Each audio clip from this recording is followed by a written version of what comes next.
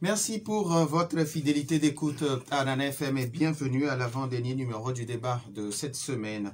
Les étudiants de l'Université de Lomé ont repris le chemin des amphis depuis le 24 octobre dernier.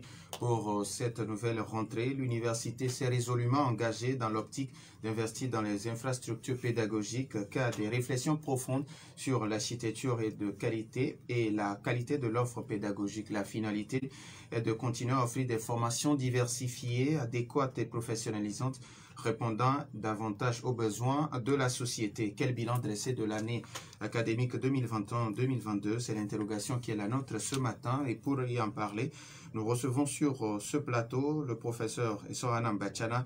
Il est en charge de la direction des affaires académiques et de la scolarité à l'Université de Lomé.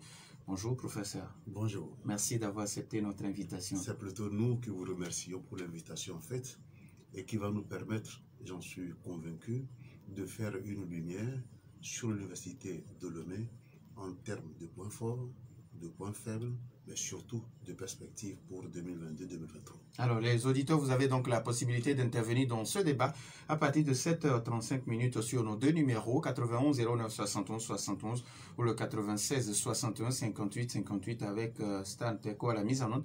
Je suis Norbert Djouhadji.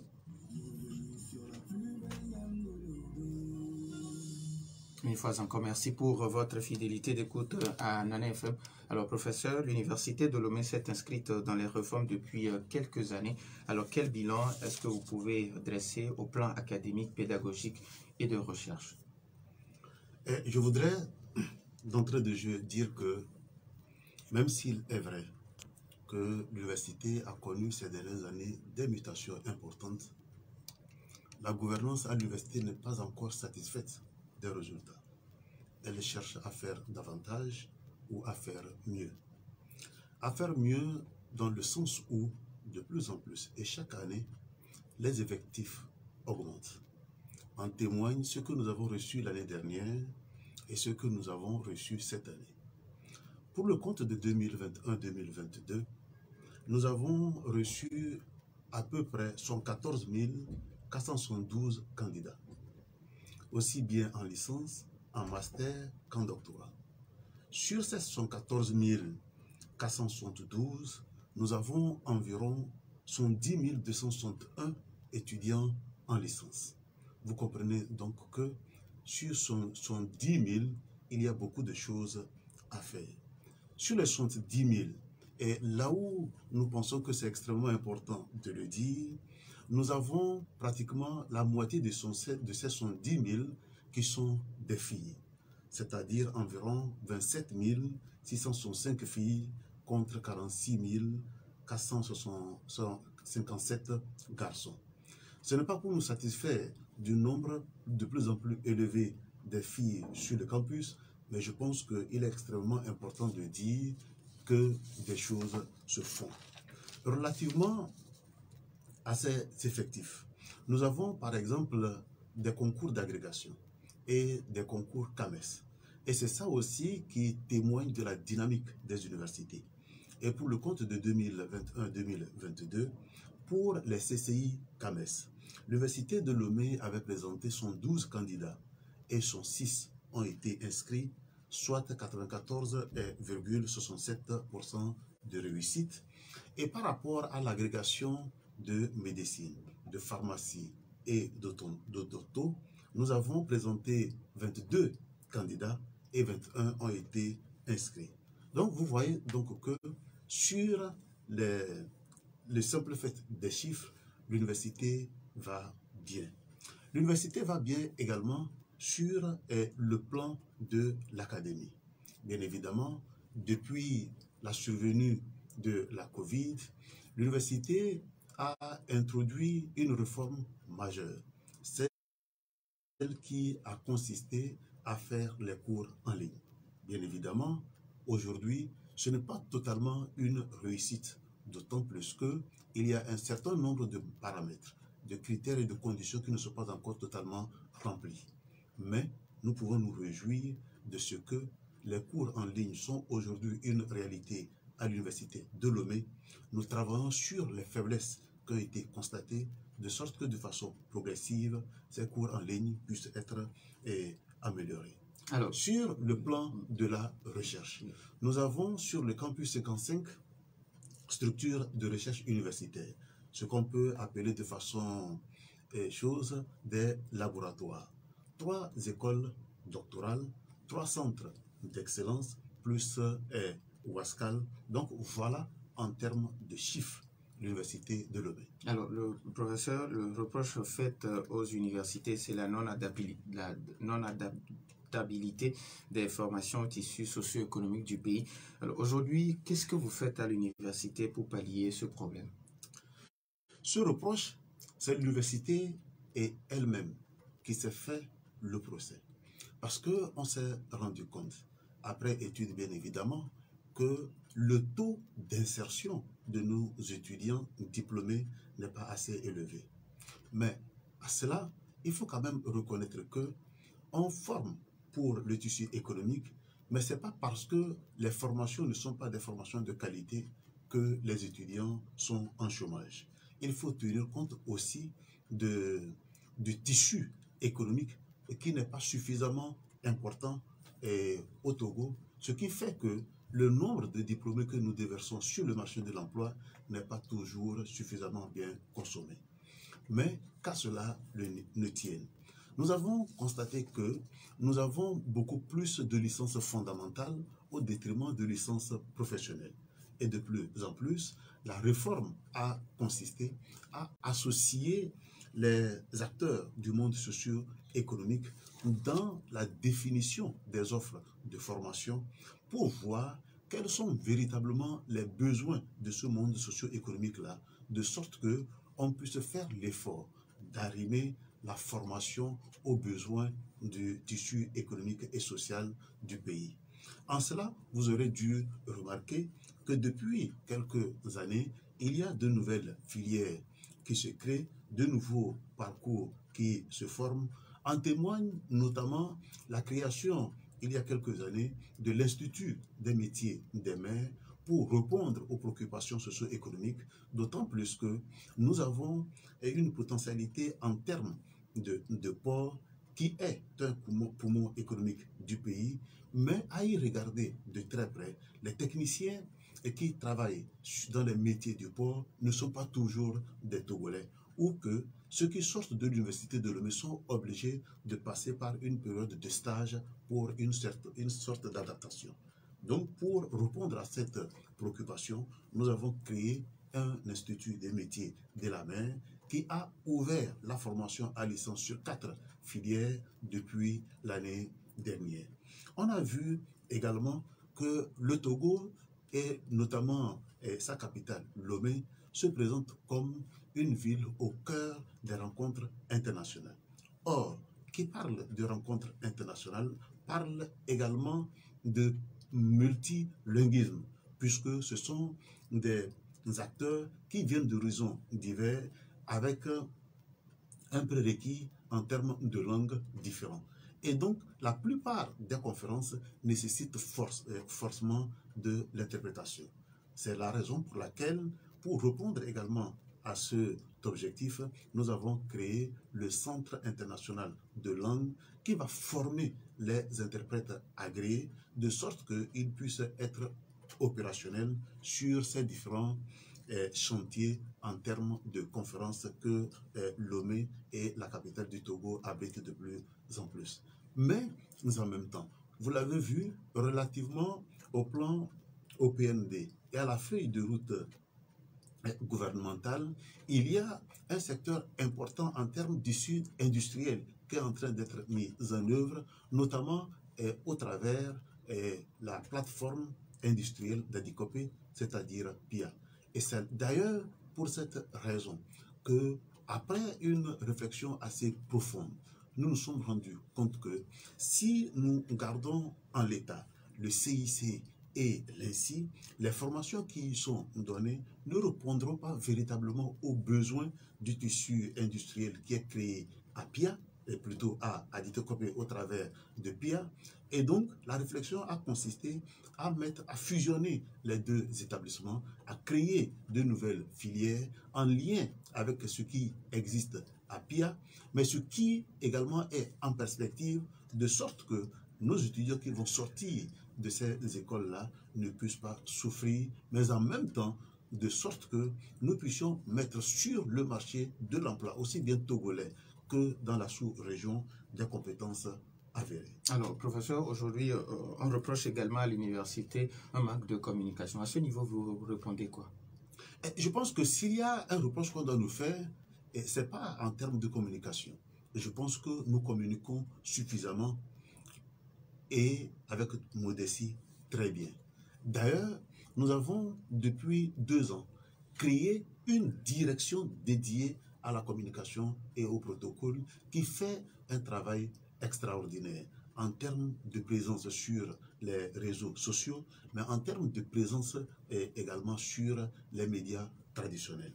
Peut-être qu'on va nous demander de faire davantage. Nous sommes ouverts à ce reproche, à cette critique.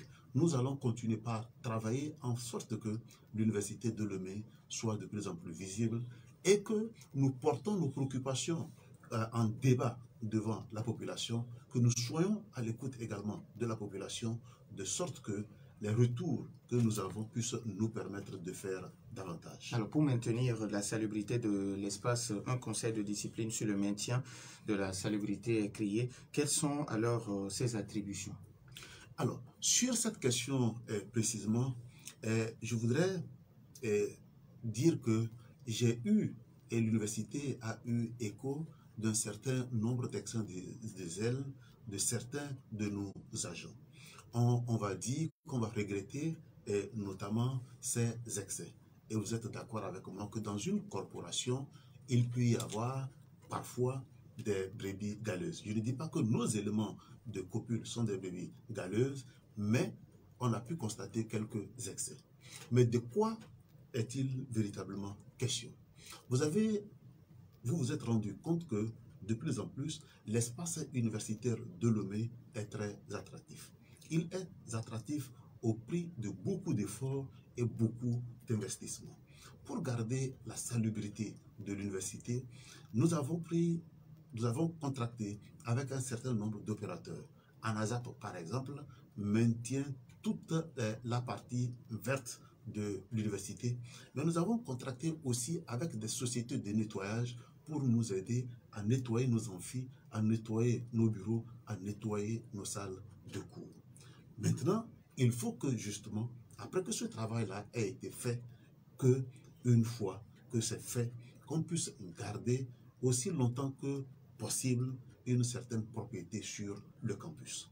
Or, le constat qui a été fait, c'est que nous, les différents acteurs, et en particulier les étudiants, il faut le dire avec insistance, n'ont pas toujours à l'esprit de maintenir la salubrité sur le campus.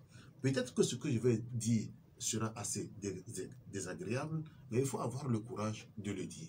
Les poubelles ont été installées sur le campus universitaire. Mais lorsque vous arrivez, les poubelles sont presque vides, mais les alentours des poubelles sont jonchés de déchets, de sachets, d'ordures. Les amphis sont nettoyés hebdomadairement. Mais lorsque vous rentrez aujourd'hui dans certains amphis, vous allez vous demander s'il y a des occupants de cet amphi. Et donc, nous avons pensé qu'il fallait mettre en place une sorte de brigade qui fasse le tour des différentes salles, des différents amphis, mais également de l'espace ouvert de l'université pour s'assurer que la salubrité y est. C'est d'ailleurs la raison pour laquelle nous avons mis en place ce conseil de discipline chargé de la salubrité et du maintien de l'ordre public à l'université de Lomé. Inutile de vous rappeler, et peut-être que c'est désagréable. Bien évidemment, 70 étudiants en licence ont été inscrits l'année dernière. Peut-être que c'est 20, 30, 40 qui ont posé les actes répréhensibles, mais c'est déjà suffisamment important pour le souligner. Comment pouvez-vous comprendre qu'un étudiant, à une heure de pause, se permette de se mettre à l'aise dans un coin de l'amphi? Comment pouvez-vous comprendre que, à une heure de pause, un étudiant qui est allé au resto et qui est revenu avec un reste de son repas, l'abandonne là-bas et s'en aille. Ce qui nous a obligés à mettre des caméras dans un certain nombre d'amphis pour dissuader. Mais nous ne pouvons pas continuer par faire de la maintenance de la salubrité publique au prix des efforts et que les efforts des étudiants ne s'accompagnent pas. D'où la nécessité pour nous de mettre en place ce conseil de discipline qui est constitué d'un représentant de l'université, du personnel enseignant, du personnel administratif, mais également des délégués et des responsables d'associations d'étudiants, de sorte que, de commun accord avec le corps de police universitaire, nous puissions garder notre espace universitaire aussi attractif. 91 09 71 71 ou le 96 61 58 58. Les auditeurs ont maintenant la possibilité sur nos deux numéros réagir directement sur la page Facebook de Nana FM, mais après la pause.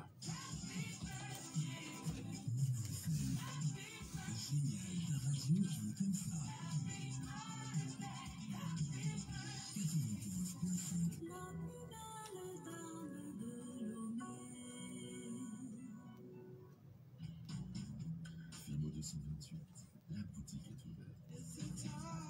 Le prestigieux magasin de vente des plus grands créateurs de mode africaine. Vous y trouverez les réalisations de Desmo Design, Jacques Logo, Ishiro Mustafini, Victoria Grace, Adama Paris, Ketio Eleganza, les hommes de Fauvette et plein d'autres. Fimo 228, la boutique. La haute couture a enfin son espace. Boulevard de la Victoire à Tourcoing protestant, à côté de Computer Plus. Infoline 00228 90 43 75 75. Vous avez du talent, nous avons le Fimo 228.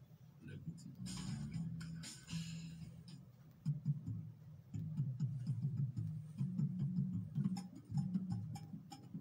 30 ans déjà pour le Ramon de GC.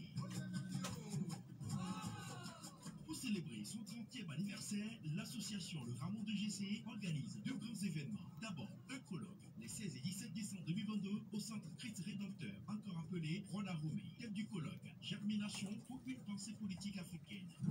Et puis, pour donner plus de couleurs, d'éclat à cette fête, un grand concert marquera l'apothéose de la célébration des 30 ans. Là, tapis rouge, concert spécial dénommé Soyons des germes pour la civilisation de l'amour. Ce concert se déroule le dimanche 18 décembre 2022 à Agora Senghor à 18h.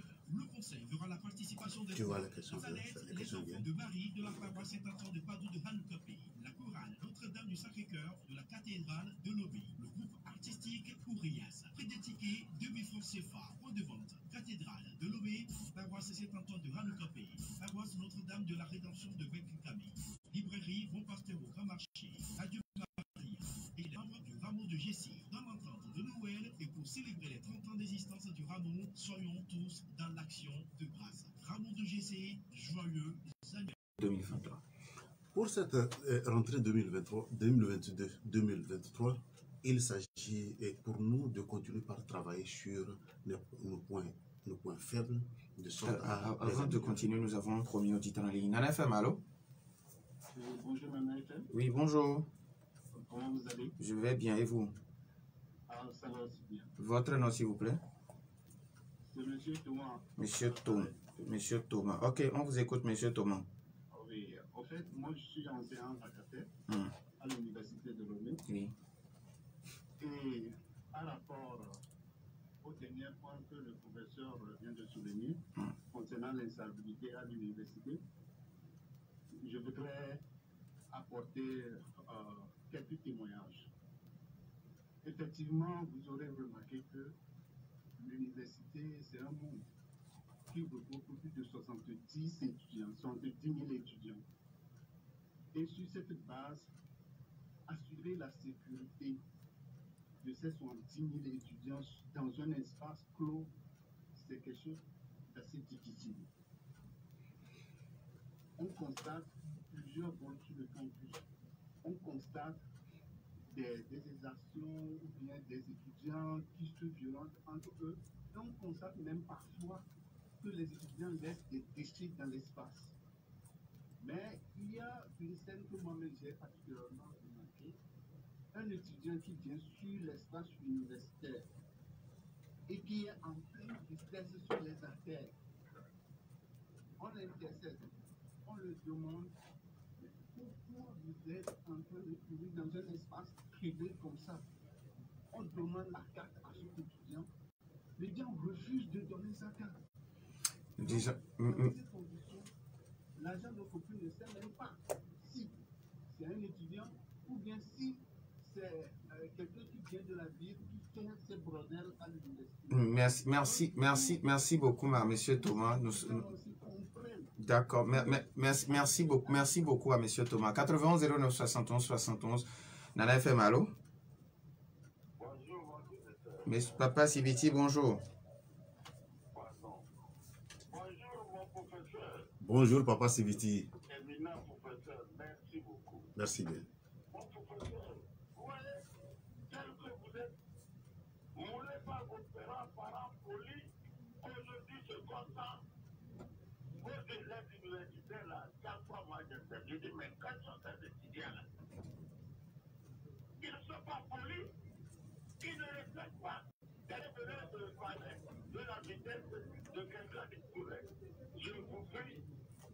Et vous, le ministre Kokoroko que nous avons pour la discipline et le ministre Iou, vous êtes trois. Faites en sorte que quand on voit un étudiant qu'on sache que c'est quelqu'un, d'un jour à l'autre, qui prendra la responsabilité pour ce pays. Qu'est-ce qu'on comme ça? Les étudiants qui arrivent à décider, est-ce que c'est normal ça?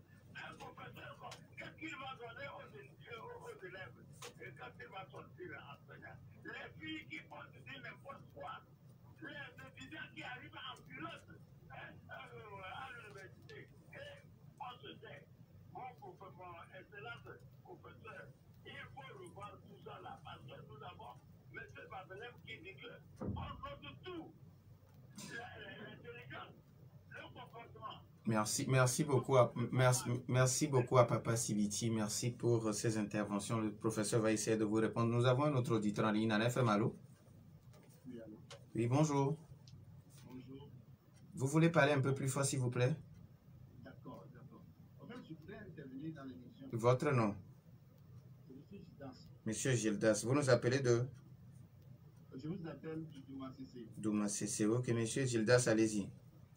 Voilà. Bon, sur la question abordée par le professeur concernant les attitudes des étudiants, il y a des choses qui sont déplorables à l'université.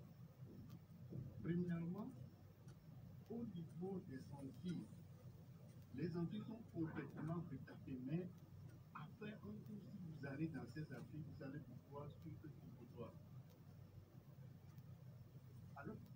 Oui, allez-y, on vous écoute. Allô? Oui, allez-y. Donc, vous allez pouvoir suivre le dépotoir. Et c'est très grave. Et au-delà de ça, vous allez voir que les étudiants se permettent de courir. C'est-à-dire ceux qui ont la chance que les parents ont acheté des motos, ils circulent actifs à monsieur tout l'espace universitaire. Alors que nous sommes dans une communauté. Imaginez que si un étudiant fasse un accident sur les affaires de l'université et malheureusement si les décèdent, vous voyez ce que ça peut poser pour toute la communauté. Donc les copies sont là pour réglementer toutes ces histoires. Et chaque étudiant doit observer les règles universitaires. Merci beaucoup. Si on demande la carte à un étudiant, l'étudiant doit donner Merci beaucoup à monsieur Gildas. Je pense qu'on a compris. 91 09 71 71 ou le 96 61 58 58. Nos auditeurs ont toujours la possibilité sur nos deux numéros. Alors, professeur, avant que d'autres auditeurs n'appellent, monsieur Thomas qui parle d'insalubrité et de violence sur le campus. Alors, nous avons un autre auditeur. Nana FM, allô? Oui, madame ici, bonjour. Oui, madame ici, on vous écoute. Vous parlez de l'université. Oui. Je voudrais demander comment c'est-il qu'on a fait l'université à l'université. Allô? Allô? Oui, madame, ici, on n'a pas suivi la première question. Vous voulez bien répéter, s'il vous plaît? On a que l'université a donné un semblant une seule université à Lomé. Hmm. Après 62 ans, les amphis ne suffisent pas. Vous avez décoré les murs de l'université à plus de milliards, sans nous rendre compte. Les amphis ne suffisent pas. Nous disent merci beaucoup à Madame ici. Le professeur a compris. 91 09 71 71 ou le 96 61 58 58. Alors, professeur, Monsieur Thomas, le premier auditeur qui parle d'insalubrité et de violence sur le campus. Et cela, les trois premiers intervenants d'ailleurs, se sont inscrits dans la droite ligne. Nous allons appeler les étudiants à beaucoup plus de responsabilité et de responsabilité. Parce que c'est vrai que de plus en plus, nous recevons des étudiants assez jeunes. Vous pouvez trouver sur le campus d'étudiants de 16 et 17 ans. Mais cela ne veut pas pour autant dire que ce sont des enfants que nous devons accompagner comme s'ils étaient au cours primaire. Tout ce que nous leur demandons, c'est d'utiliser à bien escient l'espace commun qui a été mis à leur disposition. Nous continuerons par faire des efforts d'aménagement. Nous continuerons par maintenir l'université propre. Mais il faut que les étudiants également s'y mettent pour le bien de nous tous. Relativement à la préoccupation de Madame... Avant ça, il y a Papa Sibiti qui parle d'habillement. Oui, pour l'habillement, il faut dire que dans la tradition universitaire, il n'y a pas forcément une tenue recommandée pour les étudiants. Mais comme quand les étudiants arrivent avec comme des c'est le jeans cas, par exemple, pour les écoles ou pour les instituts. Dans les facultés, on va dire que la tenue est libre. Et c'est d'ailleurs la raison pour laquelle j'en appelle à la responsabilité des uns et des autres. Parce que, justement, ce que vous faites aujourd'hui vous suivra pendant longtemps. Et il est inadmissible que pour les cadres que nous voulons former, pour les responsables que nous voulons former, qu'aujourd'hui, leur avenir soit handicapé par leur comportement. C'est d'ailleurs la raison pour laquelle, sans imposer forcément une tenue à porter, nous leur demandons d'être dans des tenues assez dignes et décentes, parce qu'il n'est pas rare, et je pense que les réseaux sociaux sont là pour le dire, il y a des choses que des gens ont pu, des actes que les gens ont pu commettre il y a 10 ans, il y a 20 ans. Aujourd'hui, ils veulent assumer des responsabilités, on le leur rappelle. Il faut qu'ils aient ça à l'esprit, surtout au temps des réseaux sociaux où votre passé peut vous rattraper. Donc, nous leur demandons d'être suffisamment responsables. Il n'y aura pas une tenue recommandée aux étudiants, mais on sait très bien qu'il y a des tenues de ville, il y a des tenues de l'université et il y a des tenues de soirée. Lorsque vous venez à l'université, ayez la décence d'avoir des tenues décentes. Avant de répondre à madame, nous avons un autre auditeur. Nana FM, allô? Allô? Oui, bonjour. Oui, bonjour, monsieur. Votre nom, s'il vous plaît? Daniel Afango. Monsieur Daniel Afango. Oui, monsieur Daniel, vous avez la parole. J'ai une préoccupation sur la date ou bien le 4 que j'ai déposé le certificat d'inscription de ma fille. Ça fait 6 mois. Je n'ai pas fini. Donc, comme j'ai la chance de trouver le professeur auprès de vous, j'ai voulu me plaindre auprès de lui pour qu'il voit cette situation-là auprès de la table. Merci beaucoup. Le professeur va essayer de vous répondre. Non, sur cette question, j'espère qu'il est toujours en ligne. Et je ne dis pas que c'est invraisemblable, mais la probabilité pour que ce soit vrai est très faible. D'abord, pour les certificats d'inscription. Les certificats d'inscription sont signés presque instantanés. Si vous déposez le matin et que je suis disponible, l'après-midi, vous récupérez. Si je ne suis pas disponible, l'un de mes deux adjoints est chargé de signer les certificats d'inscription. Probablement qu'il parle des attestations de diplôme et des diplômes. Et nous avons dit sur cette question, pour les attestations de diplôme, lorsque vous déposez, vous avez 2 mois pour venir récupérer et 3 mois pour les diplômes. Maintenant, ce qui se passe le plus souvent, c'est que les étudiants viennent avec des dossiers incomplets. Et lorsque, au moment du dépôt, la vérification n'est pas suffisamment faite pour relever les éléments incomplets, il est possible que le processus de traitement prenne beaucoup plus de temps parce qu'on va l'appeler plusieurs fois pour venir compléter les dossiers. Donc, je voudrais dire une fois de bon que c'est vrai, on reconnaît que le délai de traitement est relativement long, mais des efforts sont faits pour que les dossiers puissent être traités avec la plus grande célérité. Mais là aussi, il faut le dire, c'est l'une des premières fois que nous avons été obligés de prier, je dis bien de prier les étudiants à venir récupérer leurs documents demandés. Parce que le fait est là. Les gens viennent demander une attestation de diplôme, mais pour des besoins, pour l'urgence, on leur délivre des attestations provisoires. Et lorsqu'ils récupèrent l'attestation provisoire, ils ne viennent plus récupérer l'attestation définitive, ils ne viennent plus récupérer les diplômes. Nos archives sont pleines de ces documents traités et non retirés. Donc nous allons aussi demander à nos étudiants ou à nos anciens étudiants de venir à chaque fois retirer les documents qu'ils ont demandés. Et s'il y a des difficultés qui posent des problèmes, on essaiera dans la mesure du possible de régler les problèmes. Alors maintenant, on va répondre aux questions de Madame Essi. Pourquoi une seule université? Non, pour la préoccupation de Madame Essi. D'abord, nous n'avons pas une seule université. Nous avons deux universités, celle de Lomé et celle de Kara. Et nous avons une école normale supérieure qui a statut d'université. Maintenant, pourquoi est-ce qu'on n'en a pas créé beaucoup plus? Moi, je ne peux pas répondre à cette préoccupation. Mais je pense que ce qu'on fait de bien, il faut le dire, et dire aussi ce qu'on fait de moins bien. Relativement à la clôture de l'université. Si Madame Essi est permanente à Lomé, et si elle y vivait il y a un certain nombre d'années, elle pourrait constater que il y a 10 ans, il y a des problèmes d'insécurité qui se posaient véritablement sur le campus où les étudiants n'étaient pas en mesure de rentrer tranquillement à la maison à la fin des cours, parfois qui vont jusqu'à 20h. Et pour les cours du soir, au niveau du CFC, on allait jusqu'à 21h, 21h30. Et les étudiants n'étaient pas en mesure de rentrer en toute sécurité parce que les problèmes de braquage, les problèmes de viol étaient récurrents. Ce qui a amené l'autorité universitaire à inscrire la question de la clôture de l'université comme une priorité, aussi bien pour sécuriser l'espace, mais également pour assurer. Les différentes décorations qui ont été faites sur le mur de l'université l'ont été avec des partenaires qui sont venus nous proposer leurs services dans une perspective publicitaire. C'est-à-dire, ils ont appris des choses. Ils veulent montrer ce qu'ils ont pu apprendre de sorte qu'ils puissent avoir une sorte de visibilité.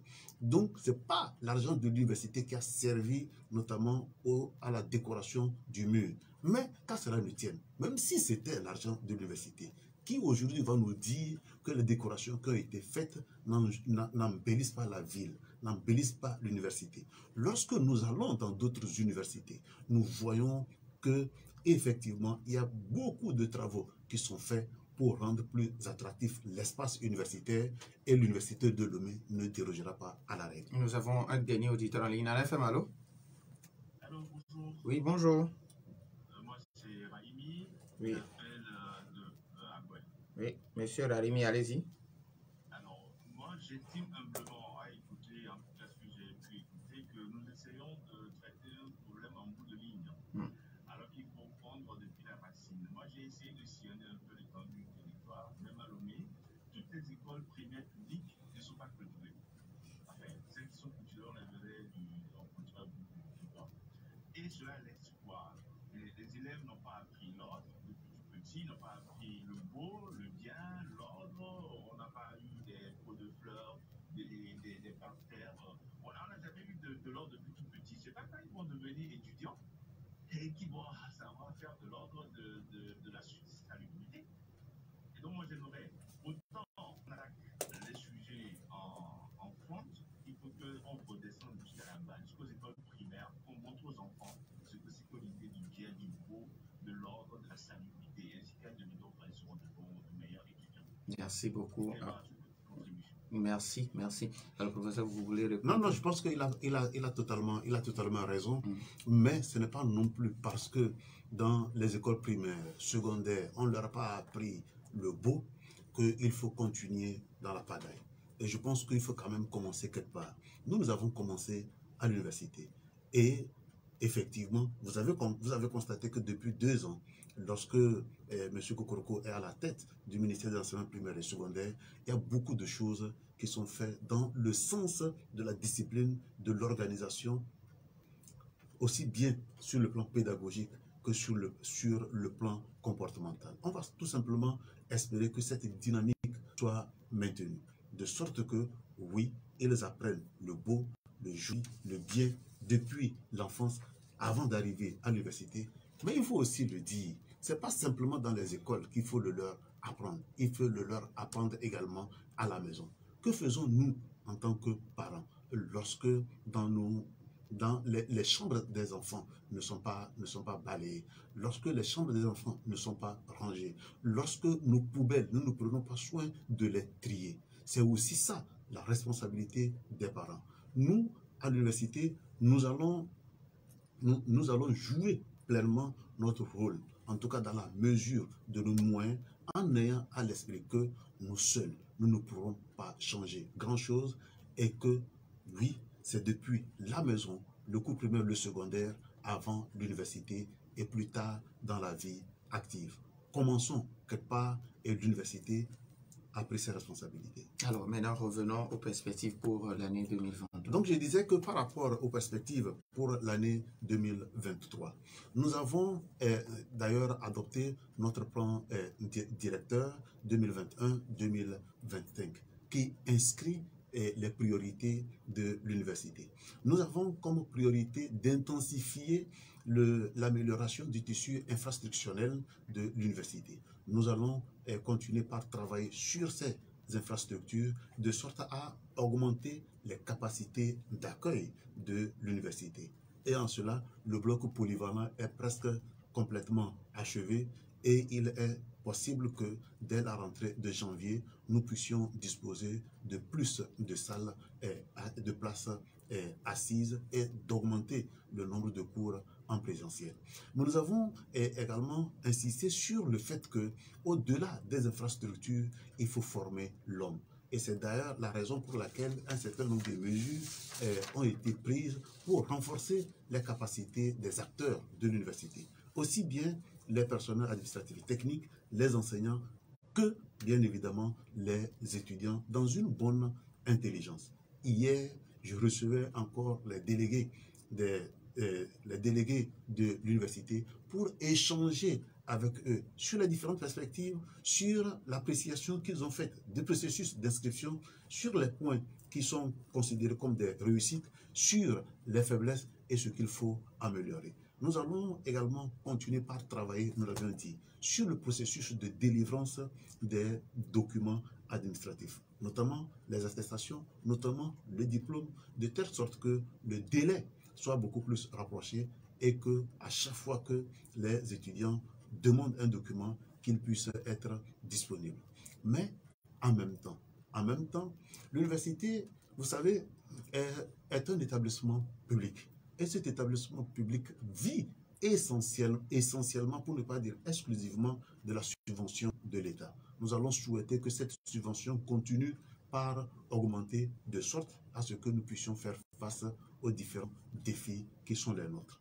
L'université intensifie et intensifiera davantage son partenariat, de sorte que les partenaires puissent venir voir ce que nous faisons, non pas dans une perspective de tendre la main, mais dans une perspective de collaboration gagnant-gagnant, parce que nous disons que même si nous sommes petits, nous avons quelque chose à donner aux grandes universités, aux grands partenaires, et c'est dans cette perspective que nous nous inscrivons. Et aujourd'hui, le partenariat avec le PNUD et l'ensemble du système des Nations Unies est un partenariat fort parce que nous avons montré beaucoup de sérieux et le système des Nations Unies prend l'université très au sérieux. Alors, professeur, il nous reste pratiquement 1 minute, en 30 secondes. Beaucoup de personnes pensent que face aux défis de développement aujourd'hui, il faut former beaucoup plus de techniciens. Alors, vous répondez quoi? Oui, ils ont absolument raison. C'est d'ailleurs la raison pour laquelle nous avons augmenté le nombre de formations professionnelles. Aujourd'hui, nous avons une bonne trentaine de licences professionnelles. Les masters sont de plus en plus professionnalisants. Je vous parlais de l'Institut des métiers des mains, je vous parlais de EPL, mais nous avons ouvert également depuis 2-3 ans des masters de plus en plus professionnels qui répondent aux préoccupations du monde socio-économique. Et la discussion est permanente avec ces acteurs. La Chambre de commerce et d'industrie du Togo, qui est un partenaire privilégié, avec laquelle on discute des priorités de leur entreprise pour voir quels sont les différents profils dont ils ont besoin, et ils sont impliqués dans l'élaboration des offres de formation pour répondre à leurs préoccupations. Nous disons merci au professeur Sohana Bachana. Il est en charge de la direction des affaires académiques et de la scolarité à l'Université de Lomé. Merci également aux auditeurs pour leur fidélité d'écoute. Merci à Stan Terko pour la mise en onde. Je suis Norbert Djouhadi. Professeur, merci d'être passé répondre aux questions de nos auditeurs. Alors, bonne suite de nos programmes. Nous rappelons à nos auditeurs qu'aujourd'hui, la radio Nana FM souffre ses 23 ans d'existence et puis une messe sera dite à cet effet. Merci donc à tout à l'heure. Joyeux anniversaire.